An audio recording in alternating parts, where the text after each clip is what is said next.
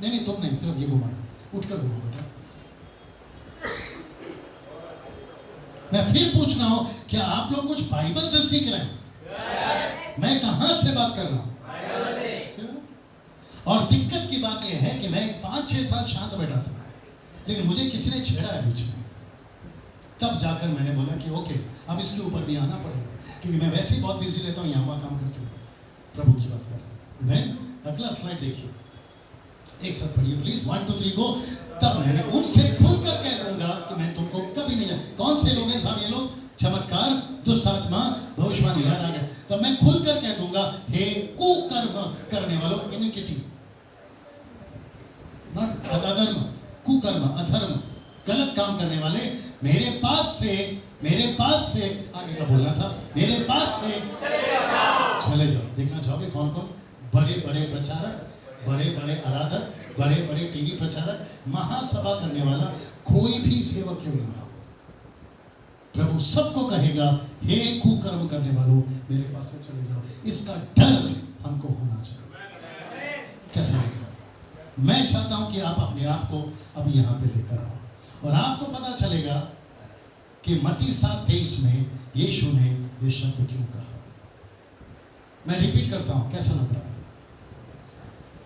आप कुछ चीजें सीख पा रहे हैं?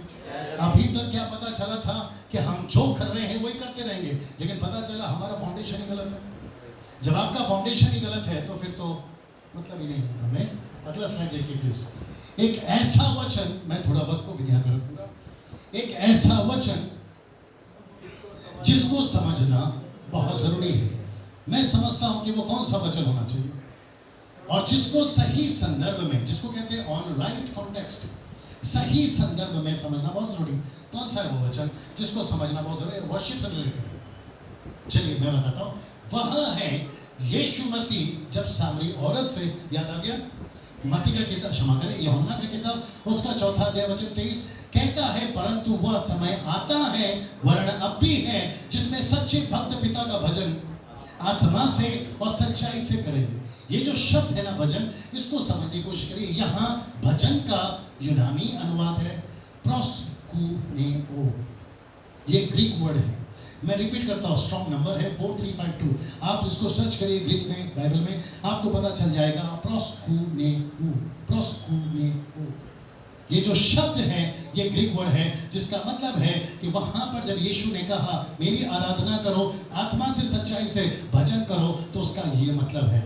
और मैं आपको आगे बताऊंगा कि उसका क्या मतलब है। यूहन्ना की किताब जॉन चैप्टर 4 वर्स 24, आइए देखते हैं यहाँ पर इंग्लिश में उसका क्या है। God is a spirit and they that worship him must worship him in spirit and in truth.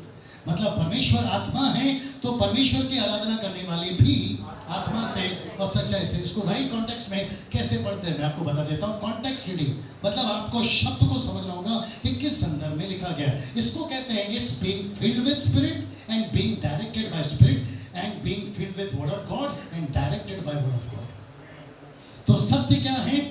वचन। पवित्र आत्मा, आत्मा क्या है? पवित्र आत्मा। तो इसका मतलब है जो राइट कॉन्टेक्स्ट है वो कहता है आत्मा से भरो, आत्मा की अगुवाई में चलो, वचन से भरो, वचन की अगुवाई में चलो।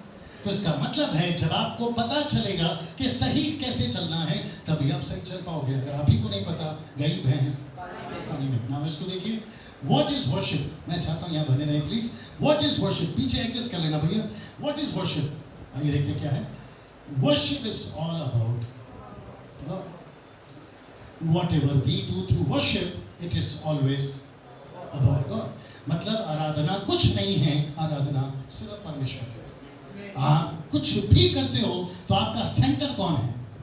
परमेश्वर। तो आपको जो भी करना है किसको दिमाग में रख के करना है?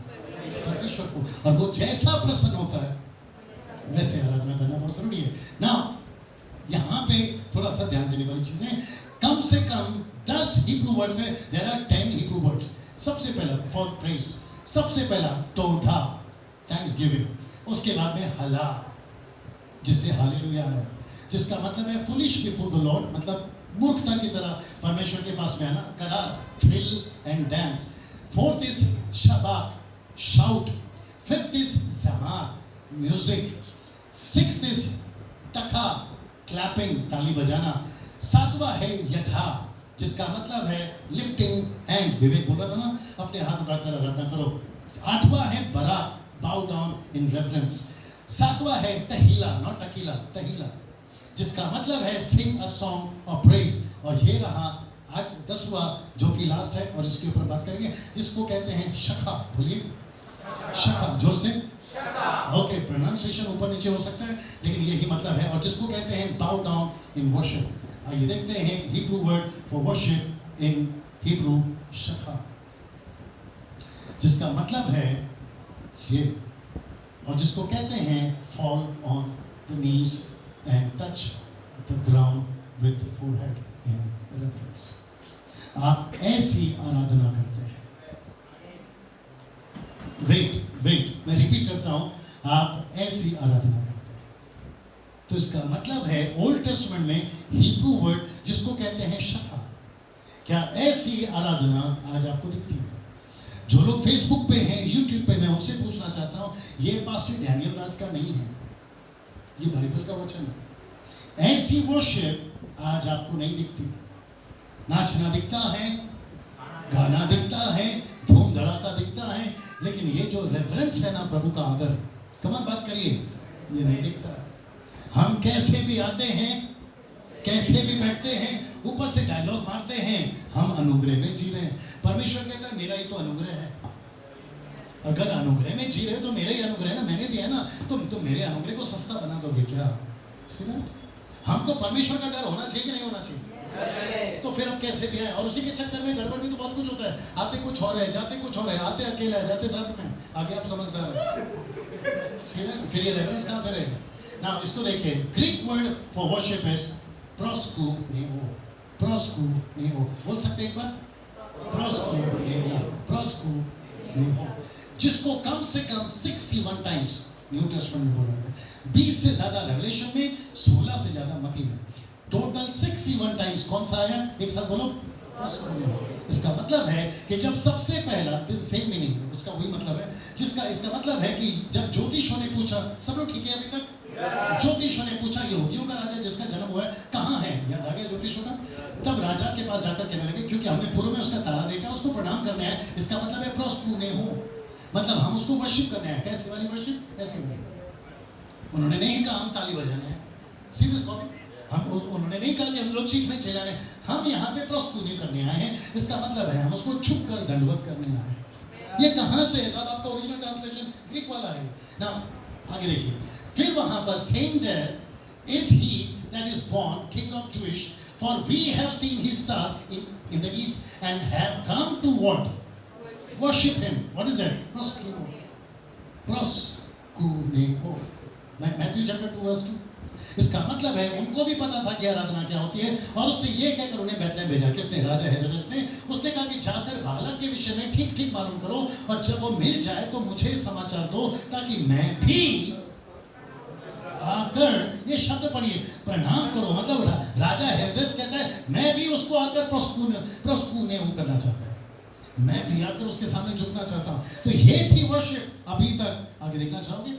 Read this. और उस घर पर पहुंचकर उस बालक को उसकी माता मरियम के साथ देखा, मुंह के बल गिरकर। ये कभी ध्यान दिया आपने?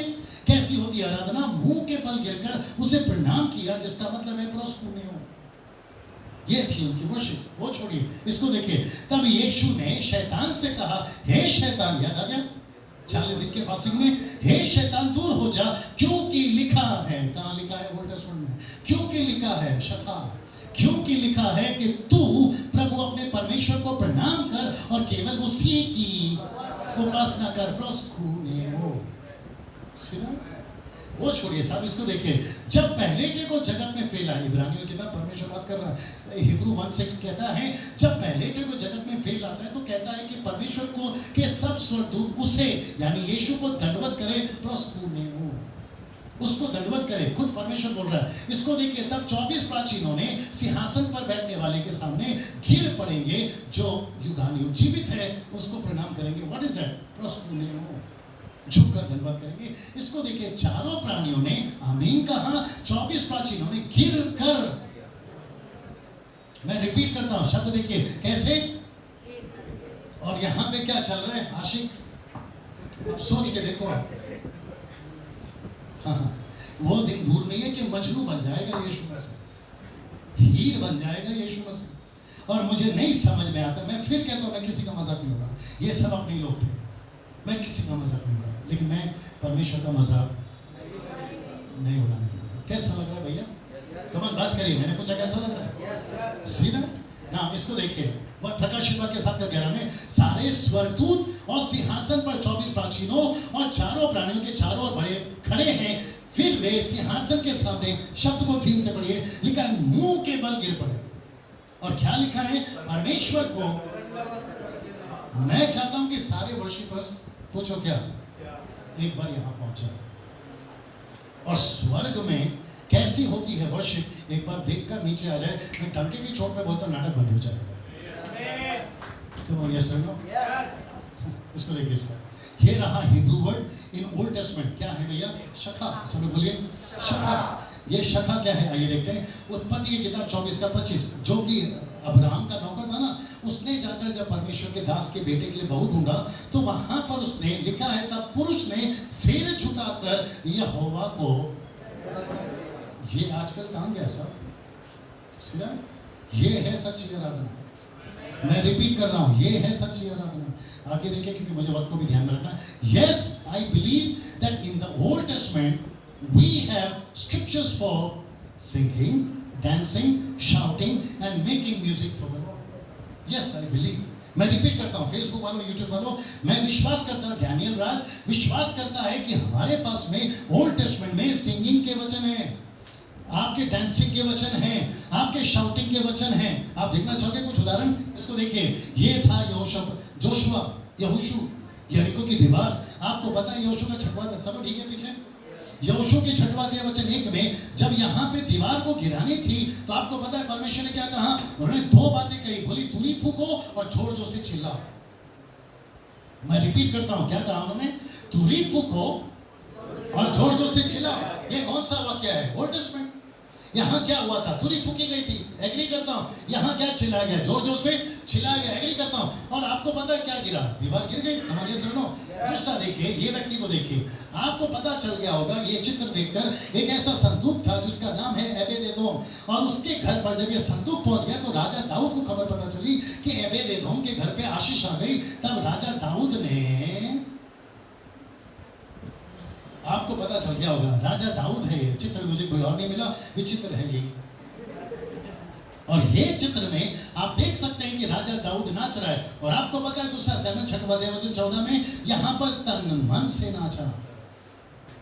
ये तन मन से नाचता रहा, कपड़े तक उतर गए। और खिड़की से मैडम देख रही है, देख रहे हैं आप, उसकी पत्नी जिसका नाम है निकल। और उसके बाद में जब उसने ऐसे कमेंट पास किया, तो लाइफ में कभी उसको वापस बच्चा नहीं हुआ। ये सब आपके बाइबल में है। मेरा प्रश्न है, ये नाचा? सब लोग ऐसे करो यस? इसको ध्यान में रखना, बाद में बताऊंगा। अब इसको देखिए, यहोशापात के समय में, जब यहोशापात राजा था, दूसरा राजा की किताब 6वां वचन 1 में, यहाँ पर भी लोग नाचे हैं, गाए हैं, तुरियां फूकी है। क्यों? क्योंकि युद्ध लड़ना था। अब इसको देखिए साहब, आपको मजा आएगा। ये चित्र देखकर पता लगाइए ये लोग कौन है। ये दोनों जन, पौलुस और सिलास। ये व्यक्ति कौन है? जेलर। मेरा एक प्रश्न है, इसको लेकर बहुत सारे प्रचारक, क्षमा करें, वर्शिपर्स कहते हैं कि पास्टर डैनियल गीत गाकर लोगों का उद्धार हुआ। अब यहाँ पे मजा आएगा, सुनना चाहोगे? मैं रिपीट करता हूँ, गीत गाकर यहाँ पे जेलर का उद्धार हुआ है। सब लोग जरा पीछे ध्यान से सुनिएगा। कहते हैं कि पौलुस और सिलास ने गीत गाया। मैं आपसे कुछ पूछूंगा, पूछ सकता हूँ? क्या यहाँ पौलुस ने गीत गाया या प्रार्थना किया? जोर से, पक्का?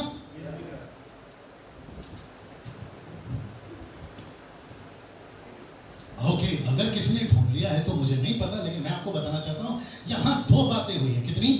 2। सबसे पहले यहां प्रार्थना हुआ है। शब्द पे ध्यान दीजिए, प्रार्थना करते करते वो भजन गा रहे थे। अब आप कहोगे पास्टर डैनियल ये भजन क्या है? तो आप चले जाओ ग्रीक में पढ़ने के लिए, तो वहां पर आएगा हिम्स। हिम्स समझते हैं आप? हिम्स गीत नहीं है, पोएट्री है।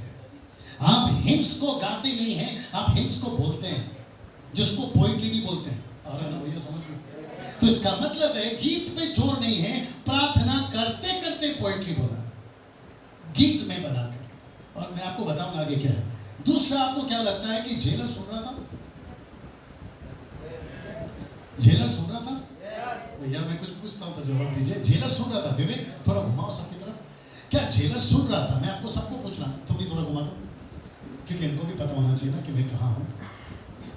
हाँ, नहीं वो नहीं आएगा, शायद आएगा, नहीं आएगा, फोटो नहीं है ना वो। यहाँ पे अभी तक कितने लोग देख रहे हैं विवेक? अच्छे खासे लोग देख रहे हैं, ओके। या जो यूट्यूब पे है मैं उनको भी बताना चाहता हूँ, थोड़ा नीचे करो, नीचे करो, नीचे करो, नीचे करो, हाँ उसको नीचे करो, वेरी गुड। मैं चाहता हूँ, मैं फिर पूछ रहा हूँ, पीछे वाले जरा ऐसा लगता है उनको कर्जे पे खड़ा किया, भैया हाथ उठाओ जरा। मैं फिर पूछ रहा हूँ, क्या जेलर यानी कि जो सूबेदार जेलर है वो सुन रहा था? यस और नो? मनोज क्या बोलते हैं? जेलर सुन रहा था कि क्या कर रहा था? क्योंकि 90% वर्शिपर ये कहते हैं पौलुस ने गीत गाया, जेलर का उद्धार हो गया। तो मैं पूछना चाहता हूं, आपको क्या लगता है वो सुन रहा था? यस और नो? फिर वो क्या कर रहा था? ओके, प्रार्थना कर रहा था। आइए सही जवाब क्या है? लिखा है दरोगा सो रहा था।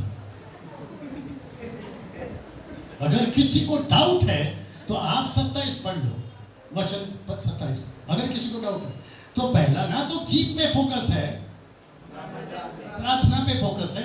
दूसरा, दरोगा जागा नहीं, सो रहा है। तो जो आदमी सो रहा है, सी मम्मी, जो आदमी सो रहा है, विशाल ना विलास, जो आदमी सो रहा है वो सो रहा है, कहां से सुन रहा है? और आप स्टेटमेंट देते हो विदाउट रीडिंग द स्क्रिप्चर। यार हम उल्लू बनते हैं, इतना भी नहीं बनते यार। मैं जो जितने भी वर्शिपर्स है ना, मैं सबको बोलना चाहता हूँ अपनी बाइबल स्टडी ठीक करो, या वचन को पहले ठीक से पढ़ो, क्योंकि लिखा है दरोगा सो रहा था। ऐसा लिखा है कि वो जागा, इसका मतलब क्या है भाई साहब? सो रहा था। वो जागा मतलब वो सो रहा था। सी दैट ना? मेरा प्रश्न है, ये घटना भी हुई है ना, इन सब को अगर आप देखोगे, ये सब जो हुआ था, अगर आप इसको एक शब्द में अगर बोलोगे तो उसको कहोगे ये सब एक घटना था। क्या क्या घटना था? ये घटना था, और एक क्या घटना था? ये घटना था, और एक क्या था? कम ऑन बोल दीजिए ना। ये घटना था, और एक क्या था? ये घटना था। आप घटना को डॉक्ट्रिन्स कैसे बना दिए? मैं रिपीट करता हूं, आपने घटना को इंग्लिश वर्ड क्या बोलेंगे? इंसिडेंट्स, कोइंसिडेंस, इंसिडेंस, एक एक्सीडेंट, एक घटना थी, नॉट एक्सीडेंट, एक घटना थी, ये सच में हुआ था। सब लोग एक साथ बोलो, ये हुआ था, और ये बहुत अच्छे के लिए हुआ था। यहोशूपत ने चीख चीख कर, तुरी फूंक फूंक कर दीवार गिराई, इन लोगों ने नाच नाच कर परमेश्वर के संदूक को लेकर गया। यहाँ पे राजा ने नाचना गाना सब कुछ किया, और यहाँ पर प्रार्थना की गई, और उसके बावजूद यहाँ पे भूकंप आ गया, सब कुछ हो गया। अच्छा है, ये सब क्या है साहब? एक घटना है। घटना अलग होती है, स्टेटमेंट अलग होता है, ताना अलग होता है, उसका आज्ञा अलग होता है। आप सबको मिक्स क्यों कर रहे हैं? आदत तो तब हो गई, कहते दाऊद की तरह नाचूंगा, दाऊद की तरह गाऊंगा, बहुत जोरों में चल रहा है। शोले पिक्चर इतना हिट नहीं हुआ जितना। सोचो अगर दाऊद को यहाँ पे ला दिया तो बोला तुम लोग मेरी तरह तो नाच नहीं रहे। बोला क्यों? कपड़े कहाँ उतारे? अगर दाऊद की तरह नाचना है तो कपड़े उतारने पड़ेंगे। अच्छा, पुरुष कपड़े उतारे समझ में आता है, आगे आप समझदार है, आगे नहीं बोलना चाहता हूँ, क्योंकि आजकल महिला भी बोलती है मैं भी दाऊद की तरह नाच रही हूँ, तो ऊपर से दाऊद बोलेगा फिर ये क्या है? सीधा कितने लोगों को समझ में आ रहा मैं क्या बात कर रहा हूँ? मैं बाइबल के अंदर से बात कर रहा हूँ, बाहर से नहीं। आप है मेरे साथ में, क्योंकि बहुत सारे लोगों ने बहुतों को बिगाड़ दिया है। मैं समझता हूँ कि सफाई अभियान याद आया कुछ? स्वच्छता अभियान याद है ना? 2019 को मैंने यही डाला था। इसको अभी सफाई करने का टाइम आ गया। मैं तो लग पड़ा हूँ, किसको किसको मेरा साथ देना है, झाड़ू लेकर आप आ सकते हैं। मैं रिपीट करता हूँ, ये सब क्या है? जो से बोल दो घटना। मैं वक्त को ध्यान में रखा हूँ ना। ये रहे आपके पवित्र आत्मा, और इनके पास में एक प्रश्न है, आइए सुनते हैं। But now in the ministry of Holy Spirit we have to do accordingly into his way. हम पवित्र आत्मा के तरीके से काम करना है, ना कि घटना।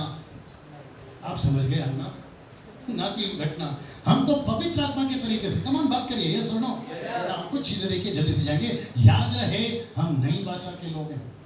हम दाऊद की तरह, हम जोशुआ की तरह यहोशापात की तरह नहीं कर सकते। एक साथ पूछो क्यों? क्योंकि हम नई वाचा के लोग हैं। हिब्रू 8:8, जर्माया 31:31 और 1 कुरिन्थी 11:25 लिखा है, मैं नई वाचा बांधूंगा। और आपको पता होना चाहिए कि मत्ती 11:11 में क्या लिखा है। मत पढ़ना, सिर्फ यहाँ देखो। मत्ती 11:11 में लिखा है, यूहन्ना बपतिस्मा देने वाले से बढ़कर हम हैं। मैं रिपीट करता हूँ, यूहन्ना बपतिस्मा देने वाले से बढ़कर हम हैं। पता है क्यों? क्योंकि यीशु ने खुद कहा मत्ती 11:11 में, जितने मां के पेट से पैदा हुआ है यूहन्ना से कोई बड़ा नहीं। आदम को छोड़ बाकी सब, यॉहन द बैप्टिस्ट सबसे बड़ा है। लेकिन यीशु ने कहा जो परमेश्वर के राज्य में छोटा है वो यूहन्ना से भी बड़ा है। तो आपकी और मेरी गिनती कहाँ है? यूहन्ना से बढ़कर है, क्योंकि हमने यीशु मसीह के साथ अपने आप को छोटा किया है। Come on. तो आप और मैं नई वाचा के लोग हैं, तो फिर ओल्ड टेस्टमेंट की वाचा को लेकर क्यों चल रहे साहब? घटना को लेकर क्यों चल रहे हो? सीरियस? कैसा लग रहा है कृष्णा? Serious brothers? सीरियस? हम ओल्ड टेस्टमेंट की घटना को लेकर क्यों चले ना? इसको देखिए साहब, इसको छोड़ दीजिए, इसको देखिए, इसको एक साथ पढ़ते हैं। आप पुराने नियम के कोई भी वचनों को आउट ऑफ कॉन्टेक्स्ट में लेकर पवित्र आत्मा की सेवा में जोड़ नहीं सकते। यस और नो? आप ओल्ड टेस्टमेंट का कोई भी स्क्रिप्चर आप पवित्र आत्मा के साथ नहीं जोड़ सकते। भजन संहिता में ऐसा लिखा है, उसमें ऐसा लिखा है, मैं करूंगा नो। आपको पवित्र आत्मा को सुनना होगा, क्योंकि अभी पवित्र आत्मा चला रहा है, दाऊद नहीं, अब्राहम नहीं, याकूब नहीं। यस और नो? तो जैसा पवित्र आत्मा चाहता है हमको वैसी सेवा करना है ना। ये बहुत डेंजर चीज़ है। मैं चाहता हूँ कि इसको समझ लिया तो आप लोग बहुत कुछ समझ जाओगे। कोई बता सकता है ये कौन सा वाक्य है? ओके, मैं आपको बताता हूँ, अब आपको समझ में आ गया। ये जो है ना, ये आदमी, ये मूसा का बड़ा भाई है। बड़ा भाई बिगड़ गया, ये आदमी बिगड़ गया। अब जिसको समझ में आ रहा है आप लोग एंजॉय कर रहे होंगे। ये जो व्यक्ति है ये कहता है कि मूसा चले गए ऊपर, अब नीचे वो नहीं आ रहे, इसलिए क्या करते हैं, कानों की बालियां निकाल कर, बड़े ध्यान से सुनना, बड़ा गजब का पॉइंट है। कानों की बालियां निकाल कर ठोक ठोक कर एक बछड़ा बना लिया, गाय का, सोने का। अगर आप देख सको तो यहाँ पर भी तुरिया फूकी जा रही है, यहाँ पर भी चीखना चिल्लाना हो रहा है, यहाँ पर तो गजब ही हो गया साहब। और आप देखना चाहोगे यहाँ पर क्या हुआ है? यहाँ पर भी दो बातें हुई है, यहाँ पर भी दो बातें हुई है। पहला हुआ है पद 18 में गाना, और वचन 19 में नाचना। तो इसका मतलब है आज गाय का बछड़ा तो नहीं है, लेकिन नाचना गाना जरूर से। आप समझे कि नहीं समझे? मैं रिपीट करता हूं कि आज गाय का बछड़ा तो नहीं है, लेकिन नाचना गाना जरूर से है। मेरा एक प्रश्न है, जरा इसको पढ़िए। इस घटना को देखकर यहोवा ने कहा, मुझे नहीं पता कि मैं इसको कैसे बोलूं, मुझे ऐसा लगता है कि मुंबई को देखकर परमेश्वर कह रहा होगा ये बिगड़ गए हैं, पूना को देखकर कह रहा होगा ये बिगड़ गए हैं, नागपुर को देखकर कह रहा होगा ये बिगड़ गए हैं, गुजरात को देखकर कह रहा होगा ये बिगड़ गए हैं। वचन 7 में परमेश्वर कहता है मूसा नीचे जा, और इनको देख के सब के सब बिगड़ गए और घर कह रहे सब नाचना होगा। मेरा एक प्रश्न है, आई थिंक वो यहाँ पर है। ओके, मेरा एक प्रश्न है, एक साथ पढ़िए। आप नाच कैसे सकते हैं? This is the question. आप कौन बात करेगा? कोई भी व्यक्ति बात करो मेरे साथ में। कृष्णा तू बात कर छोटे। नाच कैसे सकते हैं? चर्च में नाच कैसे सकते हैं? मैं यहाँ चिढ़ा हुआ हूँ, लेकिन फिर भी प्यार से पूछ रहा हूँ, नाच कैसे सकते हैं? मुझे प्लीज कोई भी बात करो। आप चर्च में, अजय पास्टर बात करो, विवेक बात करो, आप लोग चर्च में नाच कैसे सकते हैं? क्या रीजन है कि आप नाच रहे हैं? एक रीजन बताओ। और यही चीज मैं YouTube वालों से पूछ रहा हूँ, यही चीज मैं Facebook वालों से पूछ रहा हूँ, आपको नाचने के लिए कौन सी चीज मजबूर कर रही है? एक ऐसा वचन बता दो, ये वचन है मैं इसलिए नाच रहा हूँ। कम ऑन बात करिए, कम ऑन बात करिए। एक रीजन, आप नाच कैसे सकते हैं चर्च में? Give me the reason. जबकि देखा आपने, जबकि पिता रो रहा है, यिर्मयाह की किताब 14:17, जबकि पुत्र प्रार्थना कर रहा है दिन रात, इब्रानियों 7:25, और पवित्र आत्मा आहें भर भर कर विनती से आहें भर भर कर जो विनती से बाहर है हमारे लिए प्रार्थना कर रहा है, विनती कर रहा है। मैं फिर पूछूंगा एक साथ, आप नाच कैसे सकते हैं? जिसके लिए नाच रहे हैं जोर से, वो रो रहा है। जिस यीशु के लिए नाच रहे हैं वो प्रार्थना कर रहा है। जिस पवित्र आत्मा को कहते हैं मैं आत्मा से भर गया हूँ, वो खुद ही प्रार्थना कर रहा है। वो भी आहें भर भर कर, इंग्लिश में लिखा विद द ग्रोनिंग हार्ट्स, मतलब सिसकना, आहें भरना। वो खुद ही रो रहा है, तो आप नाच कैसे सकते हैं? मैं वापस पूछ रहा हूँ यार, क्या चीज़ है जो हमको नाचे? मैं अपने आप को भी गिनती कर रहा हूँ, 5-6 साल पहले मैंने भी किया। और हम लोगों को इनकरेज करते हैं कि नाचो। तो मैं फिर पूछ रहा हूँ, आपको कौन सी चीज़ मजबूर कर रही है नाचने के लिए? प्लीज़ मुझे एक रीज़न दीजिए, मुझे एक रीज़न दीजिए। ये जो भाई साहब बीच में बैठे, भाई साहब आप चश्मा पीछे, या बच्चे के साथ जो भाई, हाँ आप अपना हाथ उठाएं प्लीज, एक बार खड़े हो जाइए अगर आपको एतराज ना हो। मारो कैमरा, मारो उनके ऊपर।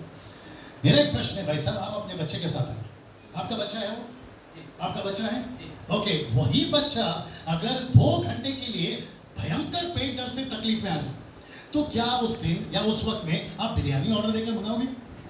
क्यों? क्यों?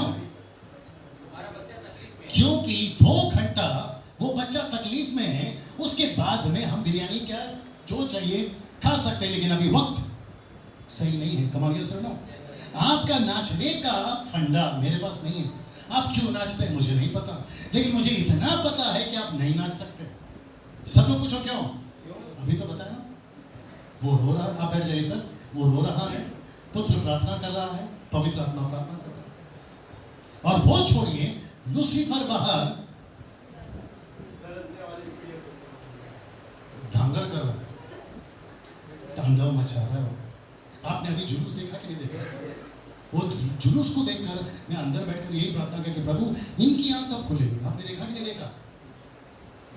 मेरा प्रश्न है, बाहर सब बिगड़ रहा है, नंबर 1, ऊपर पिता रो रहा है, पुत्र रो रहा है, नीचे पवित्र आत्मा प्रार्थना विनती में लगा है। आपको नाचने की वजह क्या मिल गई?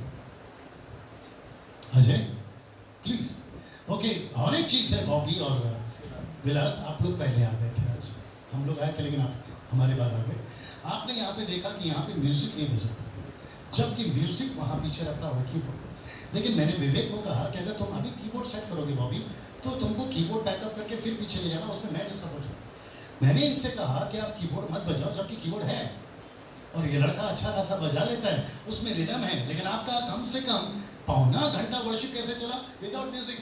मेरा एक प्रश्न है, आपको कैसा लगा मुझे नहीं मालूम, लेकिन आपको क्या लगता है? उनको अच्छा नहीं लगा होगा? नहीं, उनको अच्छा नहीं लगा होगा। तो परमेश्वर ऊपर बोलता होगा कि यार विवेक आज मजा नहीं है, ऐसा बोलेगा यार? क्यों मजा नहीं है? परमेश्वर बोलेगा विवेक तूने आज कीबोर्ड नहीं बजा। कम ऑन यार, हाथ होती है। मेरे को कुछ लोग बोलते हैं डैनियल भाई बिना वर्शिप करे तो प्रीचिंग करने कैसे लगते हैं? मैंने बोला ऐसे। मेरा एक प्रश्न है, क्या परमेश्वर हमारे गीतों का मोहताज है? प्लीज जवाब दीजिए। मतलब ये तो बाहर वाला सिस्टम हो गया, जब तक नहीं पढ़ोगे, जब तक नहीं बजाओगे, यार, जब तक नहीं चलाओगे, क्या क्या समझ के क्या रखा?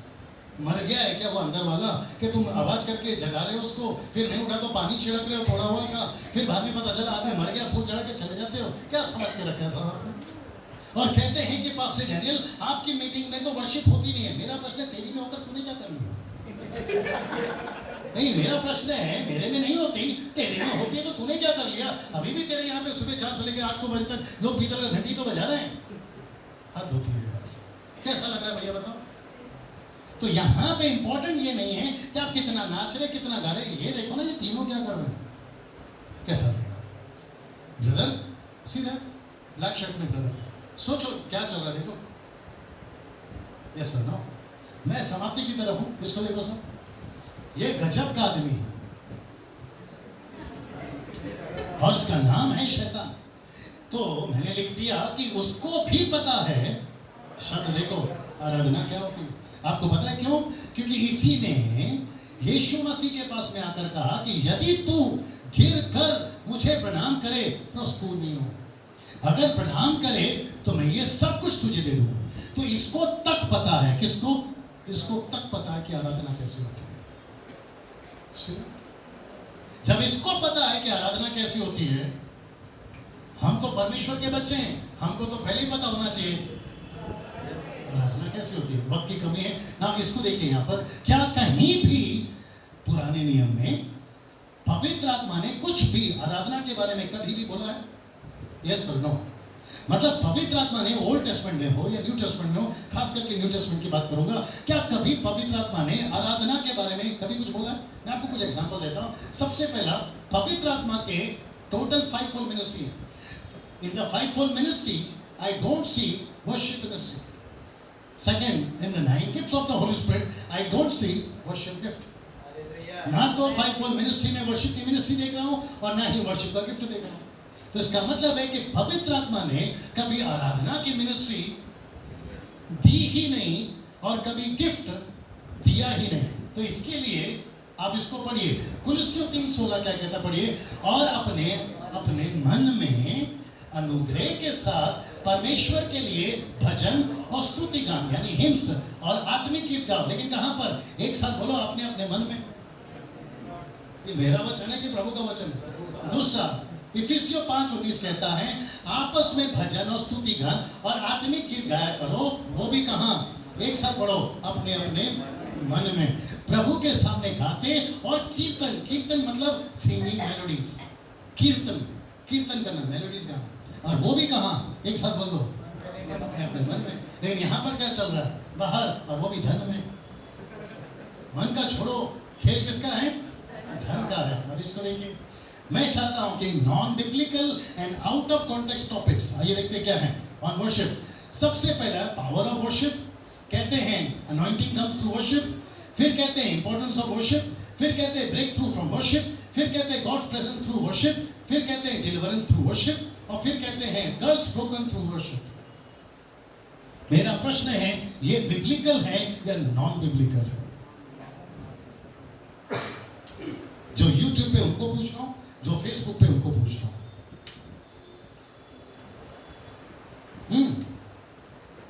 आपको जवाब देना है, ये बिब्लिकल स्टेटमेंट्स है या नॉन बिब्लिकल?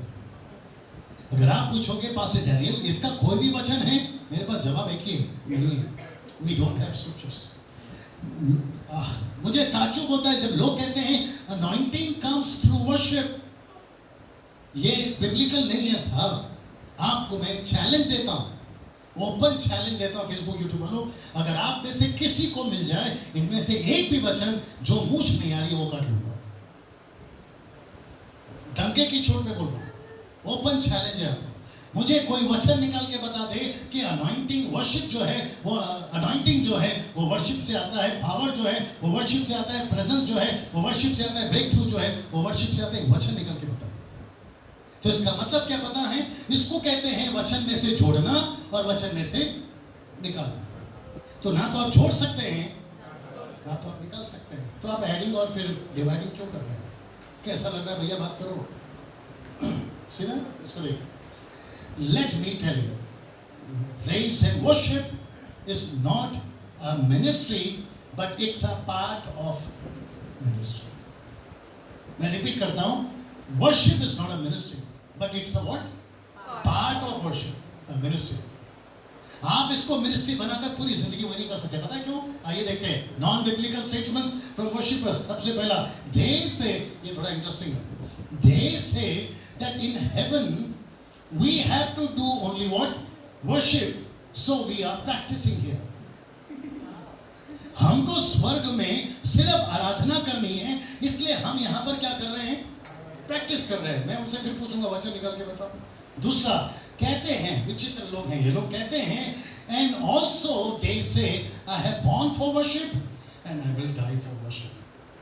जबकि वचन कहता है मेरे लिए जियो, मेरे लिए मरो।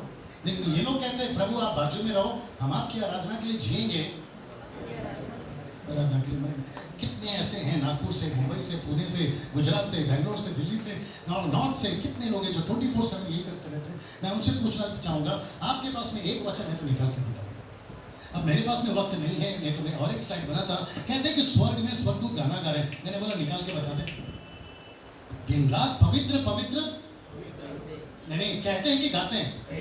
कहते हैं। प्रकाशित वाक्य इसका 14 अध्याय वचन 8, डोंट रीड, रेवलेशन चैप्टर 4:8, वहां लिखा है holy holy, they are not singing but they are saying. वो पवित्र पवित्र कहते हैं, गाते नहीं है। अब एक आदमी ने मेरे से बीच में फेसबुक में सवाल किया, मैंने बोला बाइबल ठीक से पढ़, उसके बाद में गुल्लो हो गया। अब दिक्कत क्या है पता है ब्रदर? नाम भूल गया, विलास। दिक्कत क्या मालूम है, जिसको 18 पता है उसको 17 सिखा रहे। आप नहीं समझे शायद। जिसको 18 पता है इसको पूछ रहे 17 पता है। अबे 18 तक जा चुका तो किधर है? मेरे को 19 पता, फिर पता लगा। कैसा लग रहा है साहब? तो यहाँ पे ये सारे जो नॉन बिब्लिकल स्टेटमेंट्स है, कहाँ से? आराधकों के द्वारा। और वो भी कौन देते हैं मालूम है? अच्छे अच्छे, मेरा हाथ देख लो, कौन वाले?